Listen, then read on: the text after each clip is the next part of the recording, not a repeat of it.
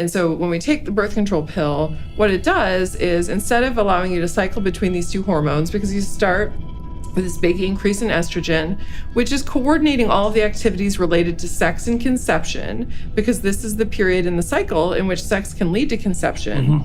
And how long a period is that? It's about that period of time is about 5 to 7 days. So about 5 days prior to ovulation, and then within 24 hours of ovulation, during that window, which we call the fertile window, sex can lead to conception. And that's how many days a month? It's about 5 to 7. Yeah, right. Okay. So, and then after ovulation, a little temporary endocrine structure forms from the empty egg follicle, and it begins releasing women's other primary sex hormone, which is progesterone.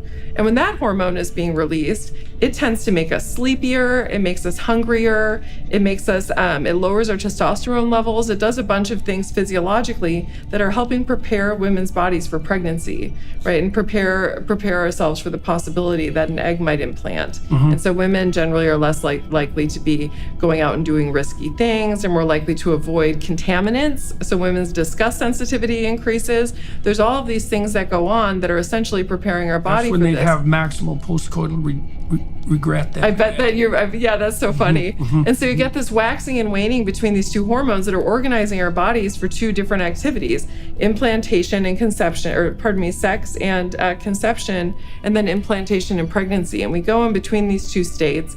And each of these hormonal states is associated with different types of psychological patterns and physiological patterns. I mean, even they've done studies where they scan women's brains every day across the cycle and take hormone measures. And it's like you see things like white matter density increasing when estrogen is high. You get new dendritic spines in the hippocampus when estrogen is present. And then these things retreat when you're under the control of progesterone. And so we experience all these changes. Right. And that's a very normal part of being a woman. And when you take the birth control pill, what it does is you get a daily dose of a relatively low level of synthetic estradiol, so estrogen, and a relatively high level of synthetic progesterone, which is called a progestin because it's not biologically identical. And this mimics the state that a woman's body is in during that second half of the menstrual cycle when conception isn't possible. And what this does is it sends a signal to the hypothalamus not to stimulate the ovaries to produce a new egg, because it's essentially waiting to see what happens with the one that was just ovulated.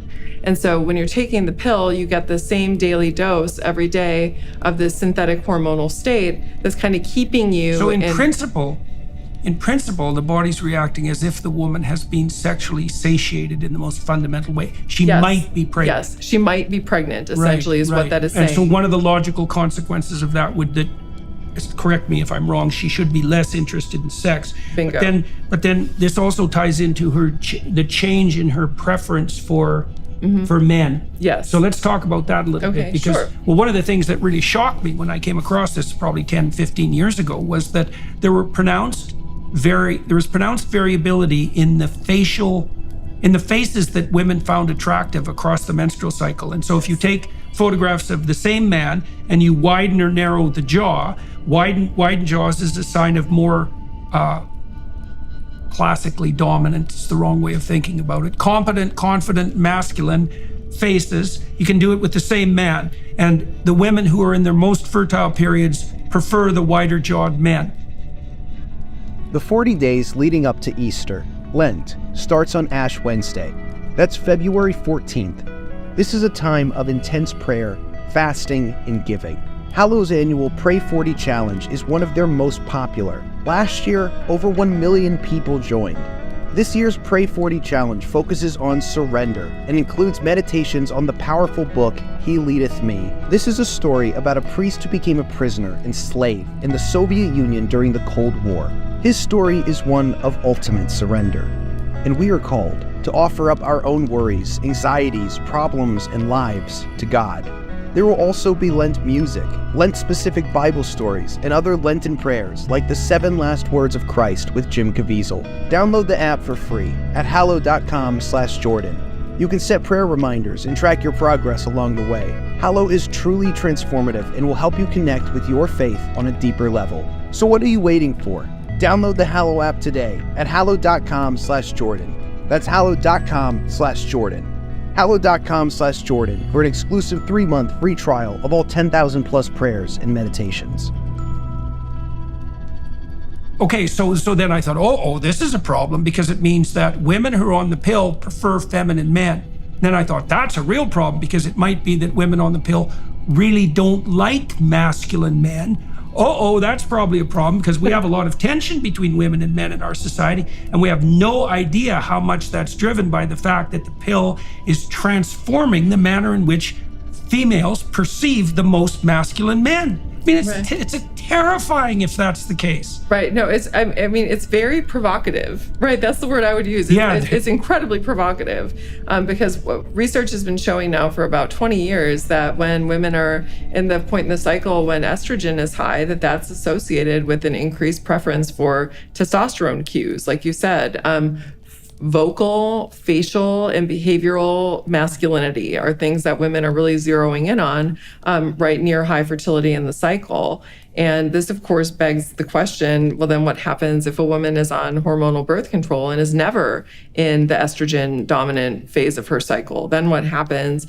And researchers have since asked that question. And what they tend to find is that women who are on hormonal birth control desire a somewhat less masculine male face and male voice. And there's been some research even showing that if women chose their partners when they're on hormonal birth control and then discontinue it, that this can lead to changes in how they perceive and how attracted they are to their partner. Yeah, I read that, tell me if this is right, that if they picked an attractive partner, when they're off the pill, they find them even more attractive. But if they picked a less desirable partner, when they're off the pill, they find them even less desirable. Bingo. So it seems to, so that's Bingo. right. It magnifies the consequence of their choices. Yeah, it's like all of a sudden the blinders were off. And so now they can, if they chose somebody who that they found attractive, and because they weren't really paying that much attention to that or weren't prioritizing that when they were on the pill, all of a sudden the blinders are off. They see it, they love it, they're attracted to it, their relationship satisfaction goes up, their sexual desire in their relationship goes up. And if the opposite happens, it's the opposite.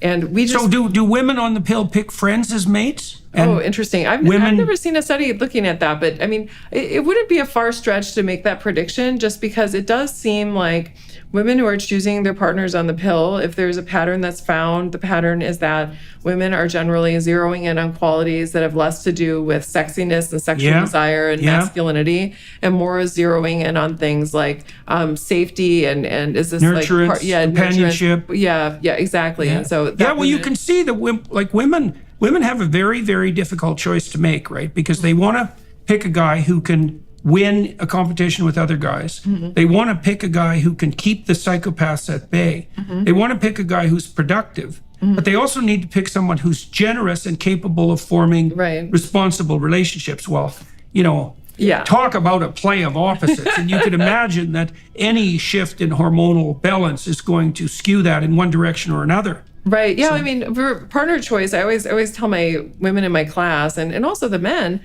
the few men that are in my class, because it's a university and it's all women now. But what I tell them is it's all about making trade-offs, right? And sort of which side of the table you're stacking your coins. Are you stacking your coins more on the sort of sexiness, keeping the psychopaths at bay, kind of masculinity types of qualities? Or are you stacking your chips all the way over here of good caregiver, provider, going to help with the children? Are you putting them more toward the middle? Everybody makes a trade-off, and essentially what our hormones do is they kind of nudge where we put our stack. And what we can see when this happens en masse is you can see en masse changes in partner preferences potentially.